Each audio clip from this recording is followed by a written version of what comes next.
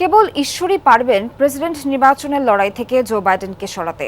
ABC নিউজকে দেওয়া সাক্ষাৎকারে নিজেই একথা জানিয়েছেন মার্কিন প্রেসিডেন্ট। বলেন তার মানসিক স্বাস্থ্য নিয়ে কোনো পরীক্ষার প্রয়োজন নেই। 22 মিনিটের সাক্ষাৎকারে দাবি করেন ডোনাল্ড ট্রাম্পের বিপরীতে তিনি সবচেয়ে যোগ্য প্রার্থী। জরিপে পিছিয়ে আছেন এমন তথ্য উড়িয়ে দেন বাইডেন। বলেন অনেক জরিপেই ট্রাম্পের চেয়ে শক্ত অবস্থানে তিনি। গত মাসে প্রেসিডেন্সিয়াল বিতর্কে ধরাশায়ী হওয়ার কারণ হিসেবে আবারও ঠান্ডাজনিত অসুস্থতাকে দায়ী করেন মার্কিন প্রেসিডেন্ট। সমালোচনা করেন ডোনাল্ড ট্রাম্পের চারিত্রিক সমস্যা নিয়েও। গত মাসে সিএনএন আয়োজিত বিতর্কে ডোনাল্ড ট্রাম্পের কাছে হেরে যাওয়ার পরই প্রশ্ন ওঠে তার শারীরিক ও মানসিক সক্ষমতা নিয়ে। সংশয় জানিয়েছে তার নিজ দলেরই অনেক সদস্য।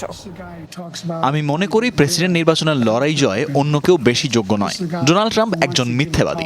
তাকে এমন কোনো কাজ করতে দেখেছেন যাতে তিনি নিজে নন, অন্য কেউ সুবিধাপ্রাপ্ত হয়েছেন? তাকে হারাতে আমিই সবচেয়ে উপযুক্ত ব্যক্তি এবং আমি জানি কিভাবে সব আদায় করতে হয়। এখন ঈশ্বর যদি বলেন তবে সরে দাঁড়াতে পারি, কিন্তু ঈশ্বর তা বলছেন না।